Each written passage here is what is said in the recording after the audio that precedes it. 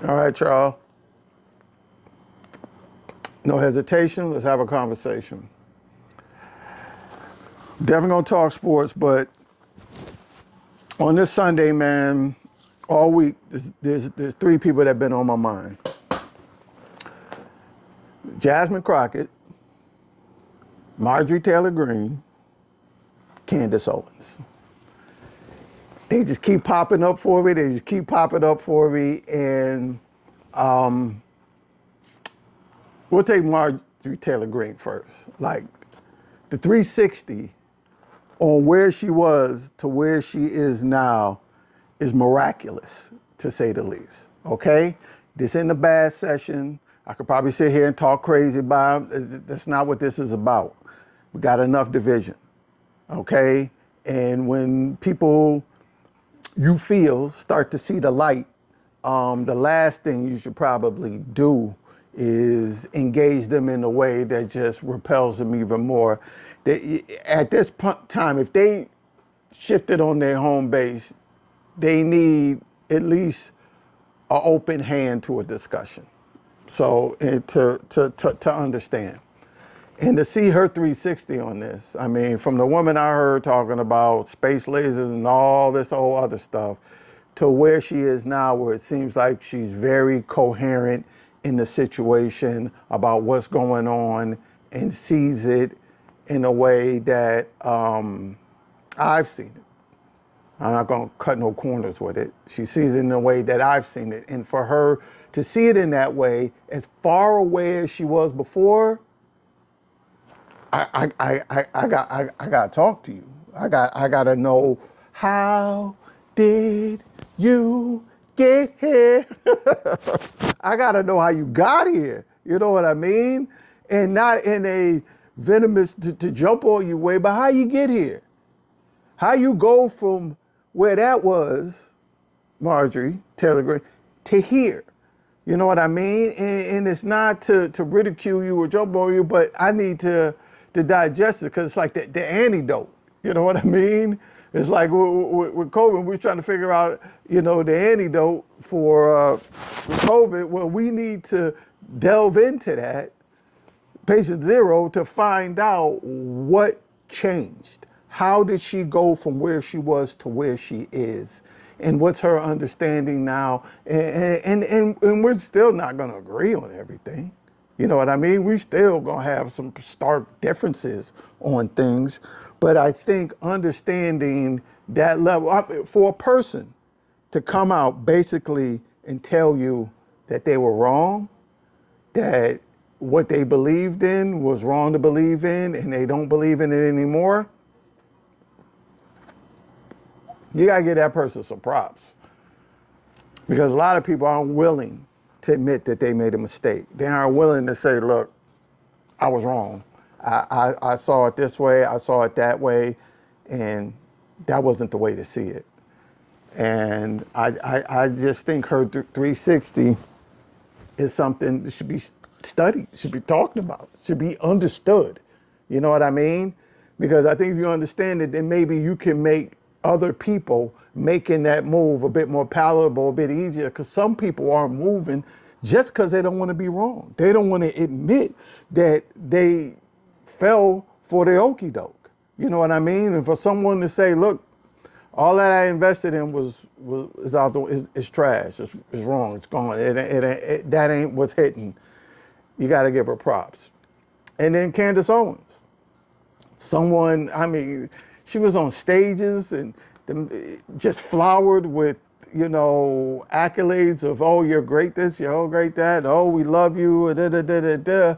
And then for her, I think it's a bit deep. Well, she had started to make her turn before Charlie. Then once what happened with Charlie, I think it really dug her deep into her full turn, and for her to be where she's at now.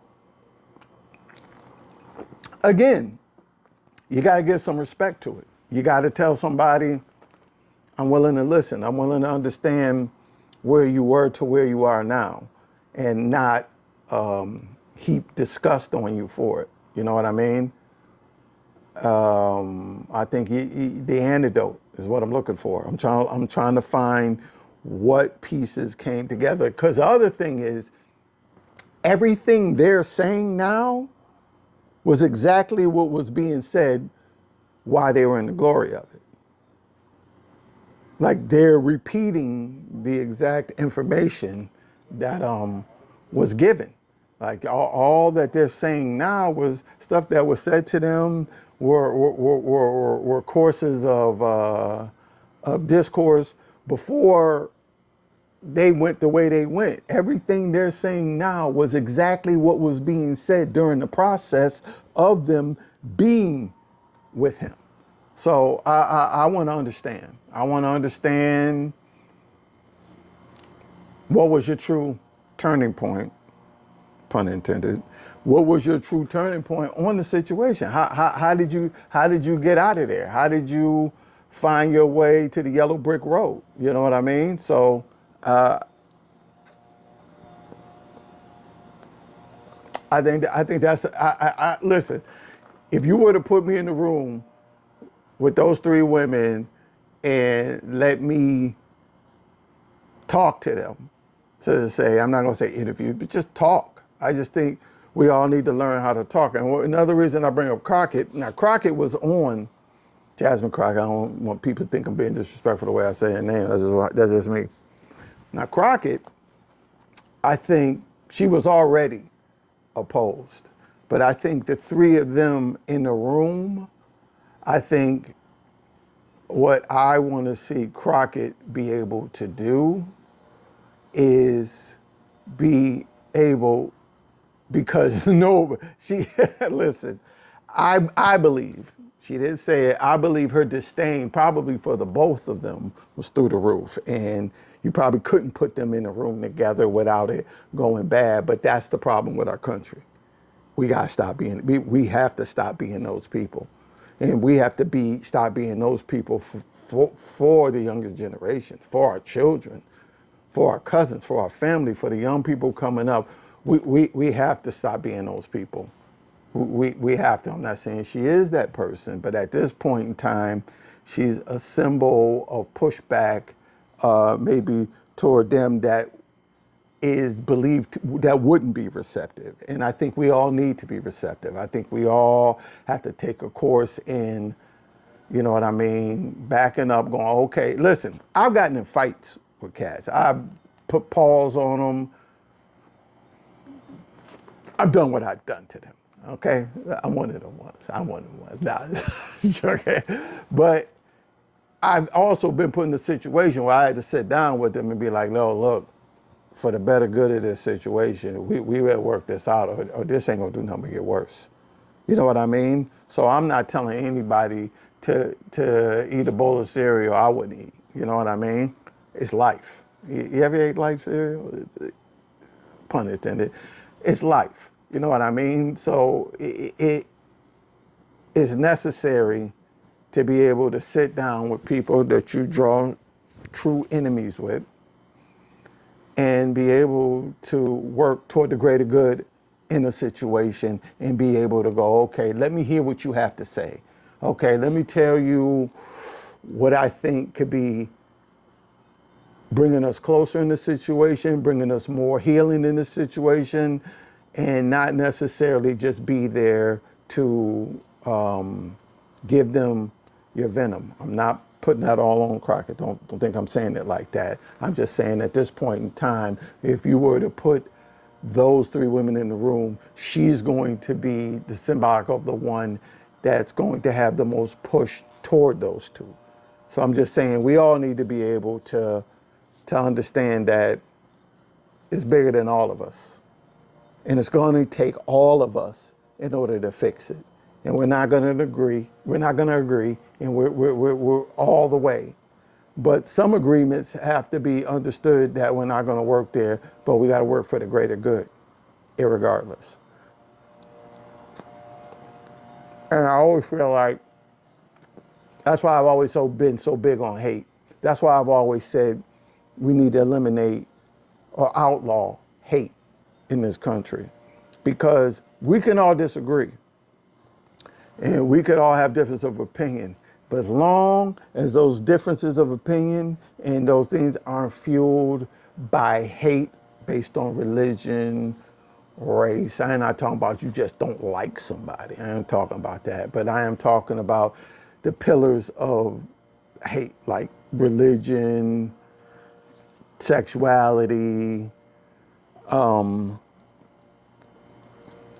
race, gender, any of that, any of those things. Like you can just not like people, and that's people just don't like people. That happens. That's normal. But any citizen of this country, I believe, to be able to walk these streets and be in this place absent of anybody else's hate toward their group of people. Period. I don't think anybody should have to put up with that. Not one person. You know what I'm saying?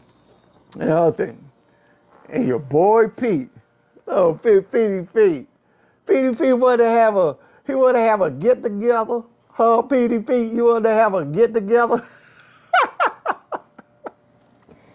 Petey Pete wanted to have a get together, and then he wanted to recite the Bible, huh? Lo and behold, you are just giving out Samuel L. Jackson lyrics in the movie Pulp Fiction. Ain't too many like you. Ain't too many like, we don't need no more. We don't need no more. We definitely don't need no more. That, whatever you want to call it, that step on the line, that is unreal. How that man could stand up before that congregation of people, I think it was in a church or a church setting, or they believed that they were hearing scripture.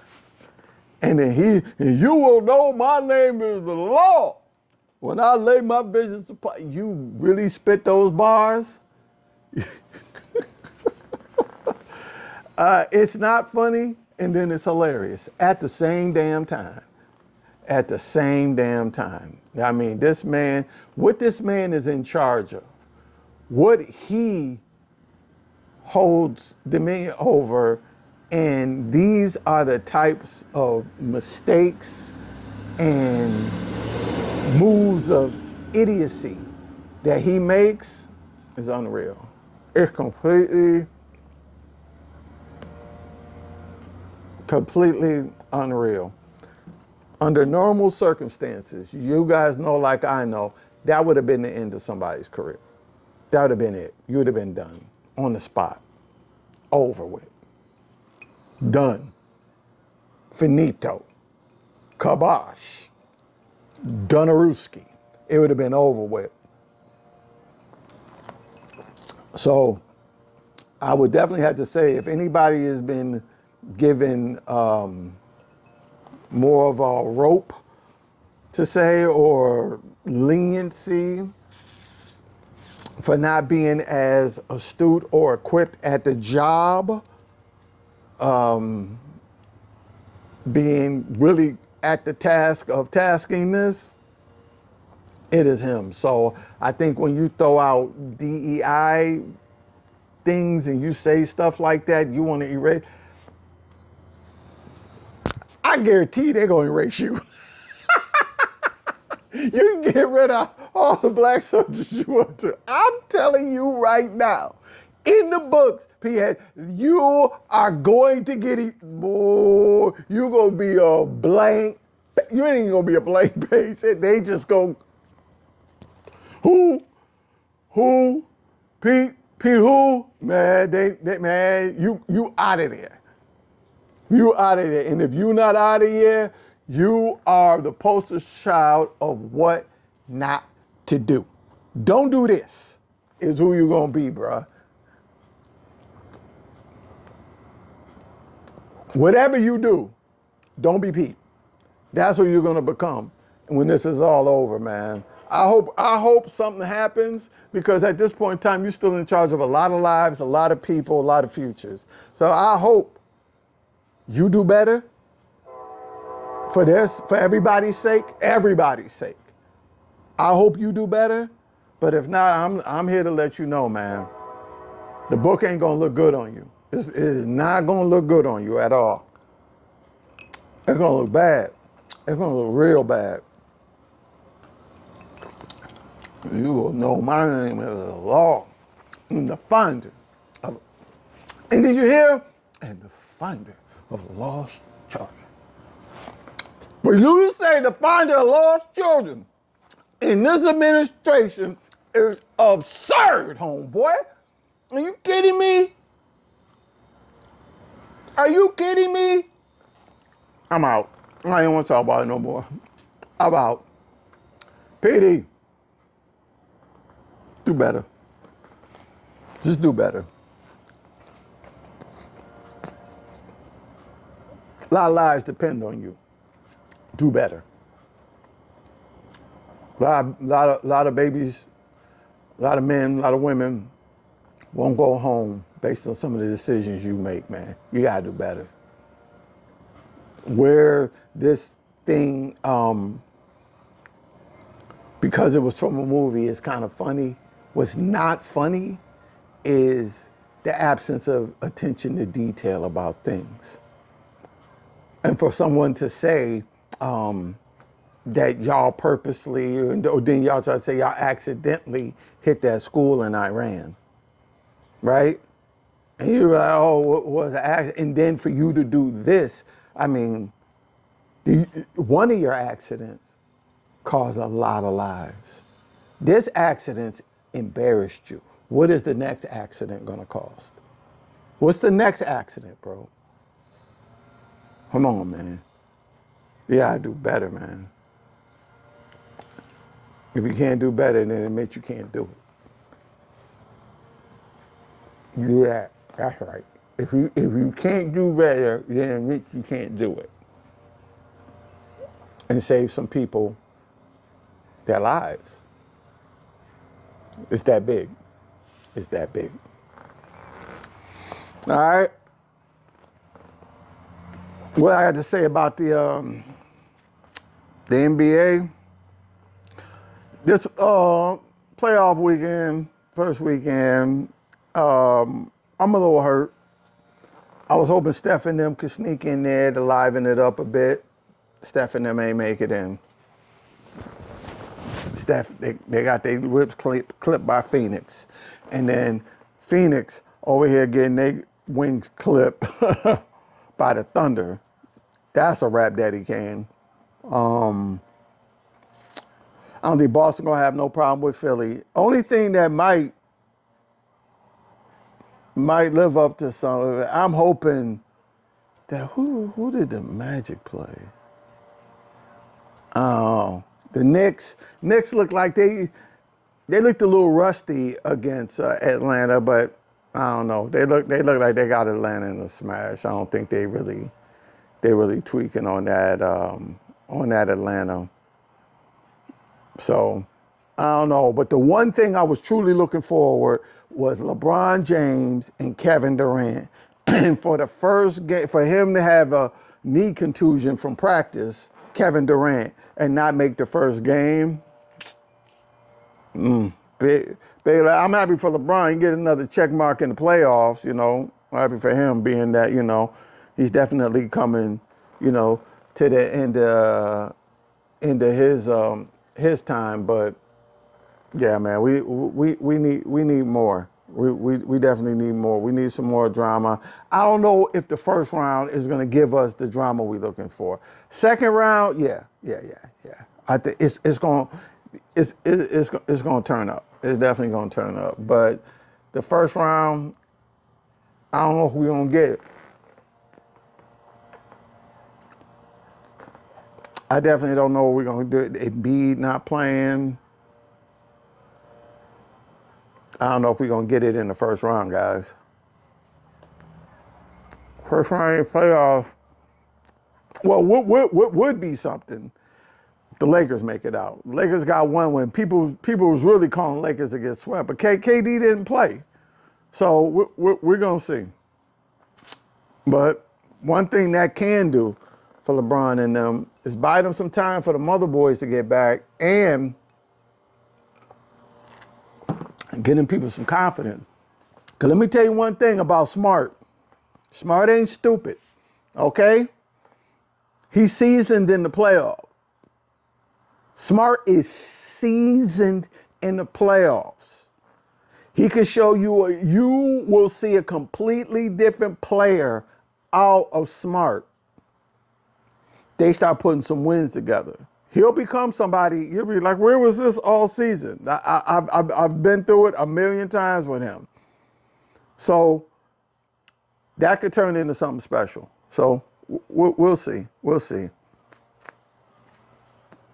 I got 0 for the NFL. It's just ain't our time. I mean, we'll see what happens with the draft.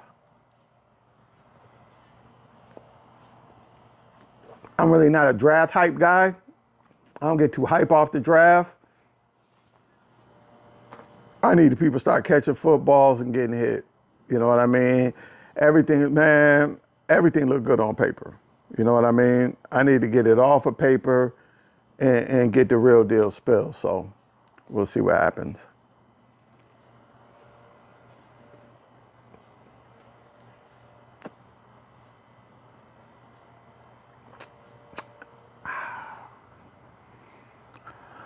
No matter what, a leather rose, I don't know.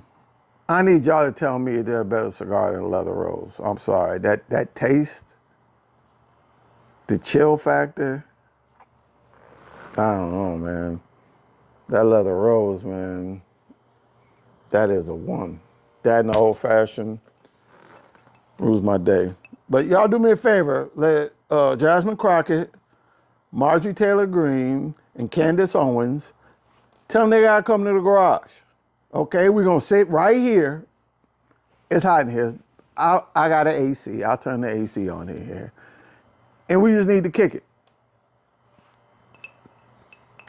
I don't want them getting too loose, so I won't give them old fashioned. But no, honestly, and it's not just them. You know what I mean? Another thing is, I think there's 3 guys we could take. Who's other people they named? I sat down with Tucker Carlson and the the Mega Wars guy, Media War, whatever, that guy.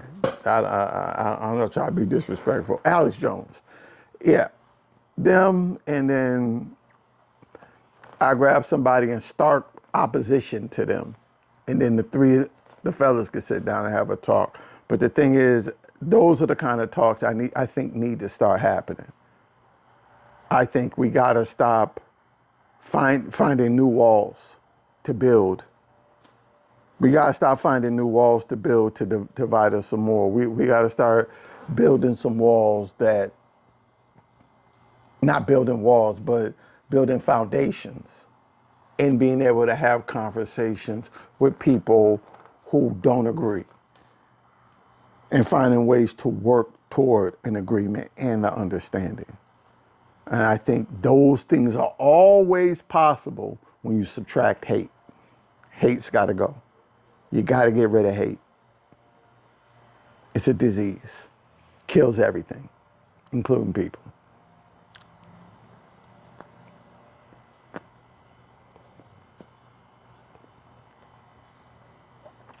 I'm literally going to turn this camera off and just sit here and enjoy the rest of this one. So, without no more hesitation, I enjoyed the conversation. We'll do it again, y'all. Later.